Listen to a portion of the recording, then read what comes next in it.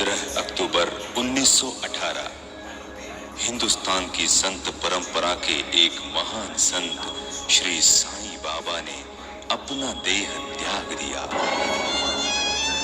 बाबा के निर्वाण की खबर सुनकर शिरडी वासियों के शोक का अंत ही नहीं रहा। बाबा से हमेशा के लिए बिछड़ने की कल्पना से वे अपनी सुध बुध ही खो बैठे। लेकिन क्या वाकई में बाबा उन्हें छोड़कर चले गए थे? नहीं, लक्ष्मण मामा को नींद में बाबा का आदेश मिला कि उनकी काकड़ आरती हमेशा की तरह होनी चाहिए। इस घटना से शिरडी वासियों को यकीन हुआ कि भले ही बाबा ने अपना देह त्याग दिया हो, लेकिन वे कहीं गए नहीं हैं, वे यही हैं। तब से लेकर आज तक तहे दिल से बाबा की भक्ति करने वाले भक्तों को बाबा का साक्षात्कार होता आ रहा है और हो रहा है। शिरडी के कण कण में बाबा आज भी बसे हुए हैं और इसी महान संत के दर्शन की आस लेकर शिरडी की तरफ निकले कदमों की तादाद भी दिन ब दिन बढ़ती ही जा रही है।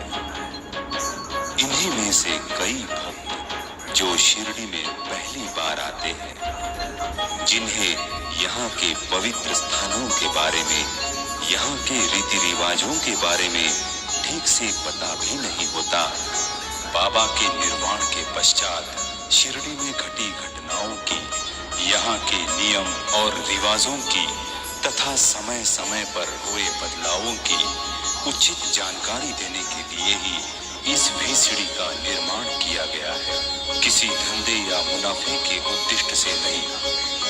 न जाने कितने युग बीत जाने के बाद आज का विज्ञान और तंत्र ज्ञान का युग आया हुआ है, लेकिन इस युग में भी इस पवित्र शिरडी स्थान की अहमियत जरा भी कम नहीं हुई है, क्योंकि जिस ऊर्जा पर यह विज्ञान और तंत्र ज्ञान आधारित है, उस ऊर्जा का मूल स्रोत ही स्वयं श्री सद्गुरु के रूप में यही बसा हुआ है। जितनी बार यहाँ पधारोगे, अपनी अंदरूनी शक्ति को हर बार बढ़ता हुआ पाओगे। श्री साईं की शिरडी के बारे में जितना कहा जाए कम है। इसीलिए यहाँ के कुछ अहम स्थानों का विश्लेषण करने का हमने प्रयास किया है। तो आओ चले शिरडी के पवित्र स्थानों का और यहाँ के रीति रिवाजों का मुआयना करें।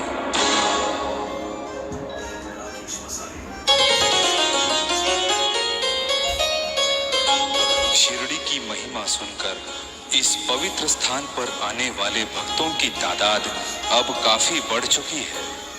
हम यहाँ शिरडी में पहुँचने वाले कुछ रास्तों की जानकारी देने का प्रयास कर रहे हैं, ताकि आने वाले नए भक्तों को कोई दुविधा न हो। महाराष्ट्र के अहमदनगर जिले के कोपरगांव तालुके में शिरडी बसी हुई है। अहमदनगर से शिरडी का रास्ता 80 किलोमीटर का है। यहाँ पहुँचने के लिए भारत सरकार की तरफ से कई शहरों से ST बसें तथा रेलवे की सुविधाएं दी गई हैं। मुंबई से शिरडी का रास्ता 266 किलोमीटर का है और यात्रा का अवधि करीबन 6 से 8 घंटे का है। औरंगाबाद से शिरडी 157 किलोमीटर की दूरी पर है और यात्रा को 3 घंटे लगते हैं। पुणे से शिरडी का अंतर 212 किलोमीटर का है और यात्रा का अवधि 5 घंटे का है। भारतीय रेल ने मनमाड़ और दौंड तक यात्रा की सुविधा उपलब्ध कराई है। आने वाले समय में शिरडी पहुंचने के लिए हवाई जहाज या हेलीकॉप्टर की सुविधा भी उपलब्ध होने की संभावना है। आगे चलकर दुनिया के किसी भी कोने के किसी भी घर में उपग्रह द्वारा शिरडी का दर्शन हो जाएगा, लेकिन स्वयं शिरडी पहुंचकर बाबा का दर्शन लेने की बात उसमें थोड़ी ना होगी। इसीलिए कहते हैं, शिरडी सजाचे लागतील पाय, टळतील अपाय सर्व त्याचे।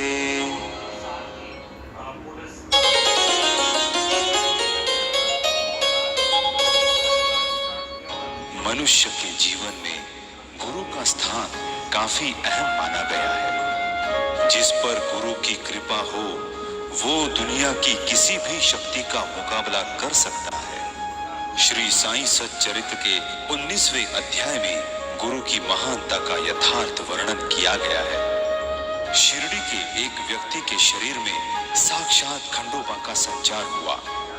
उनकी आज्ञानुसार एक जगह खुदाई करने पर जमीन के काफी नीचे एक सुरंग में 4 जलते हुए दीप दिखाई दिए। बाबा से उस बारे में पूछने पर उन्होंने कहा कि ये उनके गुरु का स्थान है। इस स्थान का जतन करो। और फिर आगे चलकर यही स्थान गुरु स्थान के नाम से मशहूर हो गया। सन 1912 के सावन के महीने में यहाँ पादुकाओं की स्थापना की गई। कुछ लोगों के अनुसार बाबा के गुरु सूफी, फकीर या वेंकुशा थे, तो कुछ लोगों का यह भी कहना है कि इसी जगह जमीन के नीचे सुरंग में स्थित अपने गुरु के समाधि के पास बैठकर बाबा ने 12 सालों तक तपस्या की। 19वें अध्याय में बाबा कहते हैं कि गुरु का ध्यान करते वक्त मैं अपनी भूख प्यास सब भूल जाता हूँ। इस गुरु स्थान जैसी महान और पवित्र जगह इस धरती पर शायद ही कहीं होगी। यहाँ गुरु के तेजोमय किरणों की लगातार बारिश हो रही है। उसे अपने मन की आंखों से देखकर उसका आनंद लो।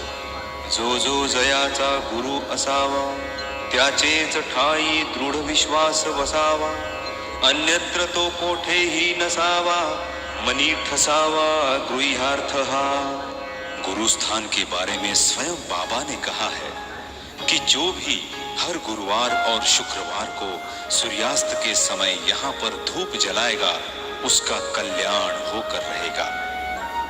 यहाँ आकर बाबा ने अपने गुरु के लिए जो जो किया था उनका स्मरण करो और उनको अपने चाल चलन में लाने की कोशिश करो। और सबसे महत्वपूर्ण संदेश जो स्वयं बाबा ने अपने भक्तों को विशेष रूप से दिया है वो यूं कि जब भी कभी किसी भी भगवान या गुरु का दर्शन करने जाओ तब अपने गुरु का स्मरण करो और दर्शन लो। उस स्थान पर अपने गुरु को अवश्य पाओगे। श्री साईं सच्चरित्र की घोलप स्वामी की कथा इसी बात का प्रमाण है। कोणाची कीर्ती कितीही असो आपुले गुरुची मुळी ही नसो। परी स्वगुरु ठाईच विश्वास वसो हाची उपदेश येथिला।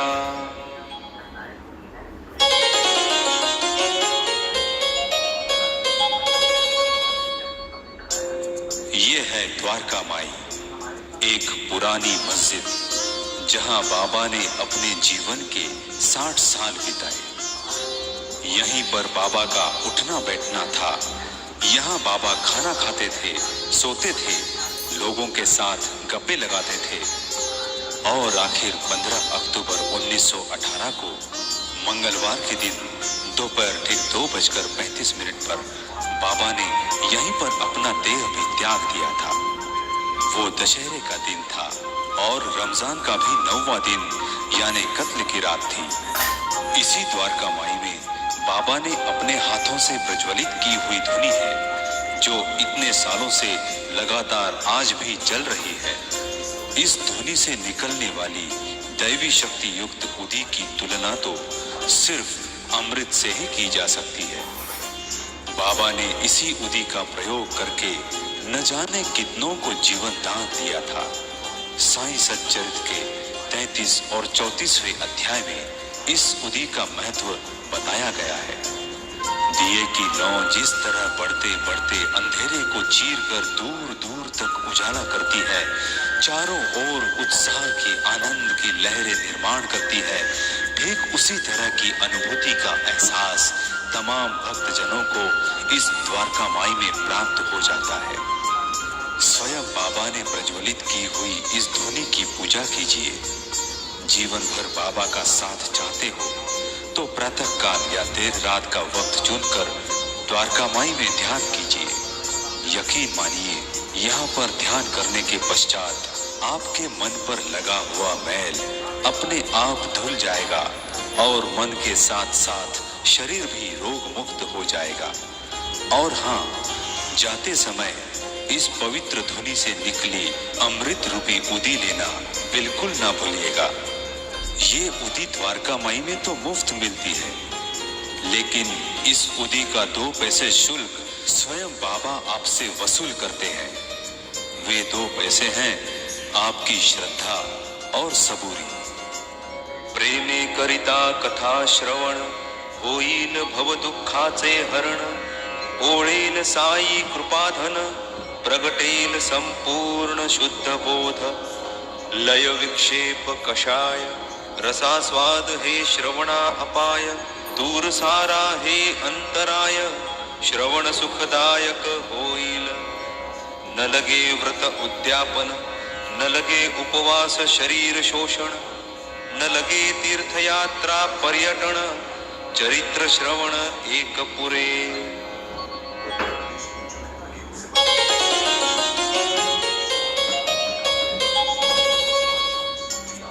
यह है चावड़ी, इंसाफ का मंदिर।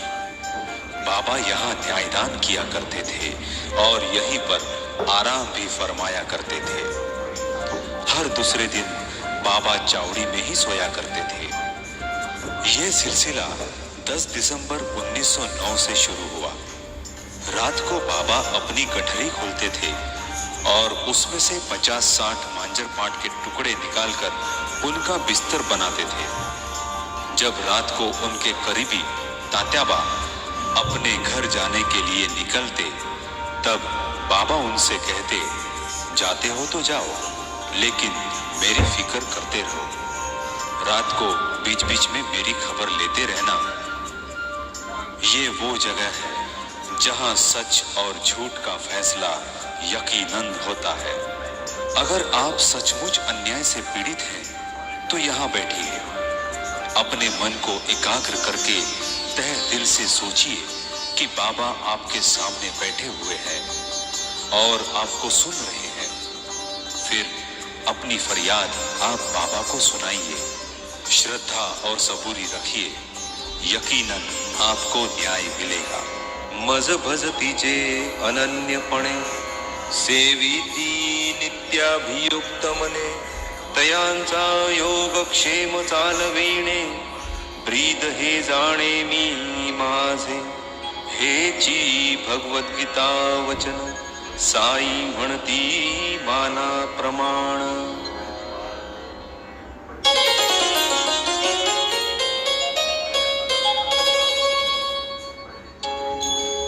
ये है लेंडी बाग। लेंडी बाग जाते समय हमेशा बाबा के साथ उनके करीबी बापू साहेब बुट्टी, नाना साहेब निमोणकर तथा भागोजी शिंदे हुआ करते थे। लेकिन वे तीनों लेंडी बाग के बाहर ही रुकते थे, क्योंकि बाबा के होते हुए लेंडी बाग में प्रवेश करने की किसी को अनुमति नहीं थी। इस जगह का उपयोग बाबा नैसर्गिक विधि तथा योग साधना के लिए किया करते थे। कहते हैं बाबा कभी कभी यहाँ अपनी अतड़ियां निकालकर उन्हें साफ किया करते थे और सुखाने के लिए पेड़ पर लटकाते थे। यहाँ पर एक कुआं भी है। इसी कुएं के पानी से बाबा लेंडी बाग के पेड़ पौधों को पानी दिया करते थे। और यहाँ पर एक नंदा दीप भी है, जो उस वक्त से लेकर आज तक बिना बुझे जल रहा है। यहाँ बैठकर जाप कीजिए, ध्यान लगाइए। किसी भी पीड़ा से मुक्ति पाने के लिए पीपल, नीम और वट वृक्ष की प्रदक्षिणा कीजिए। विश्वी भरले जयाचे मी पण, तयाचाच अंश माझेही मी पण। करावे साई पदी समर्पण, हीच संपूर्ण मम सेवा।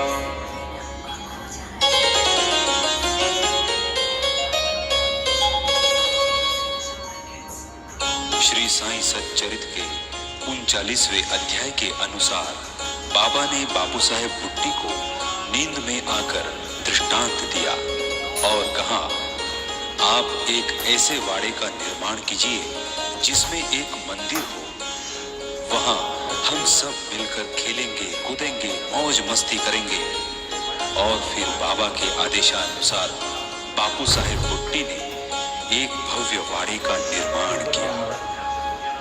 यही है वो बुट्टी का वाड़ा जो आगे चलकर सारे विश्व में समाधि मंदिर के नाम से मशहूर हो गया। देह त्यागने से पहले बाबा ने इच्छा प्रदर्शित की थी कि उनके देह को इसी वाड़े में लाकर रखा जाए। और फिर बाबा की इच्छा के अनुसार उनका देह बुधवार 16 अक्टूबर 1918 की शाम एकादशी के दिन इस मंदिर के गर्भगृह में लाकर रखा गया। ये वही समाधि है जहां एक बार माथा टेकने दुनिया भर से लोगों की भीड़ उमड़ पड़ती है। 7 अक्टूबर 1954 को स्वामी शंकरानंद के हाथों से यहाँ बाबा की मूर्ति की स्थापना की गई। आज बाबा यहाँ बैठकर अपने तमाम भक्तों पर नजर रखे हुए हैं। किसी को अपने हाथों से आशीर्वाद देते हैं तो किसी को अपनी आंखों की किरणों से। अपने पास जो भी है वो बाबा अपने भक्तों में बांट रहे हैं। विज्ञान और तंत्र ज्ञान से हम चाहे कितने भी प्रगत हुए हों, लेकिन बाबा को देखने की शक्ति हम आज भी प्राप्त नहीं कर सके हैं। माझी सेवा माझे भजन अनन्यपणे मजसी शरण, तो होय मद्रूप जाण भगवंत वचन भागवती। अपने तन मन से बाबा के पवित्र चरणों को स्पर्श करें। हो सके तो फूल, हार एवं गंध चढ़ाए।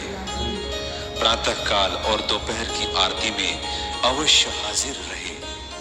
प्रातः काल की आरती के समय आप यकीनन महसूस करेंगे कि बाबा आपके सामने बैठे हुए हैं।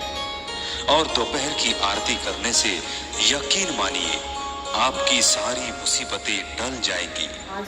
अनंत कोटि ब्रह्मांड नायक राजाधिराज योगीराज परब्रह्म श्री सच्चिदानंद सद्गुरु साईनाथ महाराज की जय।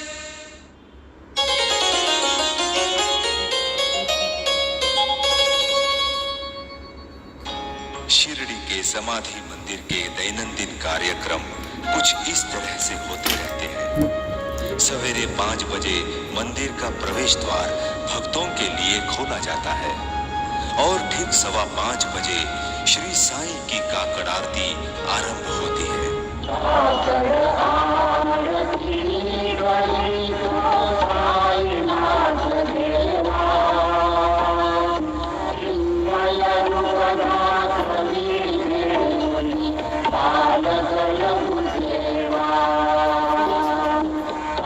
समाधि मंदिर के दिन क्रम में सवेरे होने वाली काकड़ आरती का अनन्य साधारण महत्व है। इसकी वजह यह है कि 15 अक्टूबर 1918 को अपना देह त्यागने के पश्चात स्वयं बाबा ने लक्ष्मण मामा के ख्वाब में जाकर कहा कि वे स्वर्गवासी नहीं हुए हैं, वे जीवित हैं। इसीलिए उनकी काकड़ आरती हमेशा की तरह होनी चाहिए। इस घटना का संदर्भ देकर तमाम साईं भक्तों से हम गुजारिश करते हैं कि काकड़ आरती के समय स्वयं बाबा वहां मौजूद रहते हैं और अपने भक्तों को दयालु दृष्टि से निहारते रहते हैं। इसीलिए काकड़ आरती के समय समाधि मंदिर में उपस्थित रहकर स्वयं बाबा की कृपा दृष्टि का लाभ उठाइए और उनसे आशीर्वाद प्राप्त कीजिए।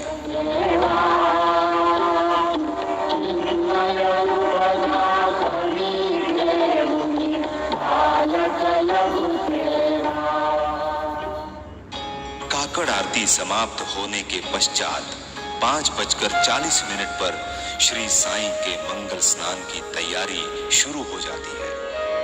मज भजतीचे अनन्यपणे सेविती नित्याभियुक्मने तयांचा योगक्षेम चालविणे ब्रीद हे जाणे मी माझे हेची भगवद्गीता वचन साई म्हणती माना प्रमाण। समाधि स्नान के बाद लगभग 6:45 बजे पंढरपुर आरती की जाती है। शिर्डी माझे पंढरपूर साई बाबा रमावर, बाबा रमावर, साई बाबा रमावर, शुद्ध भक्ते चंद्रभागा भाव पुंडलिक जागा, पुंडलिक जागा भाव पुंडलिक जागा।